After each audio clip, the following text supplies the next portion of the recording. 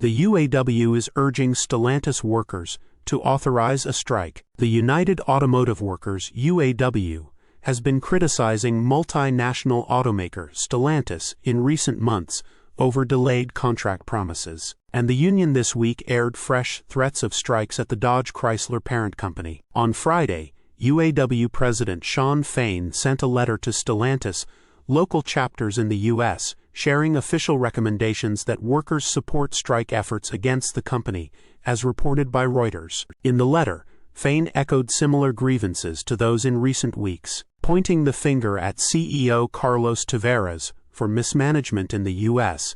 and for a failure to reopen a retired factory in Belvidere, Illinois. We unanimously recommend to the membership that every UAW worker at Stellantis prepare for a fight, and we all get ready to vote yes to authorize a strike at Stellantis, Fain wrote in the letter. We reviewed the serious violations of our contract and patterns of illegal behavior by Stellantis. The evidence is clear that CEO Carlos Tavares is steering Stellantis on a crash course that will cause our members tremendous harm. The statements come as the latest of the UAW's efforts to get Stellantis to honor the reopening of the Illinois plant, after the automaker agreed to do so in its contract with the union last fall. The union earlier this month filed federal charges against the company over unfair labor practices. Tavares has faced significant backlash from both the union and U.S. dealerships over the last several months, with the Stellantis National Dealer Council highlighting record-high inventory levels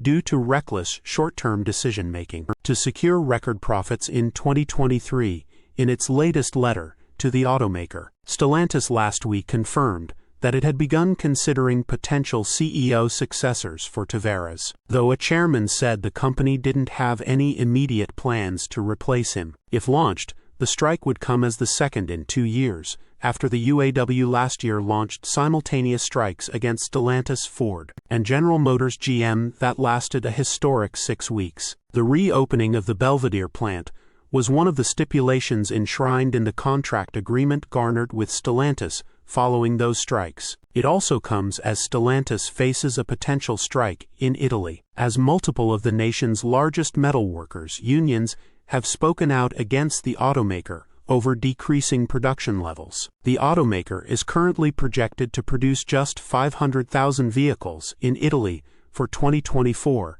down from roughly 751,000 last year. UAW says Stellantis CEO needs to go following strike response. Source: reposted and summarized from Zachary Visconti at teslarati.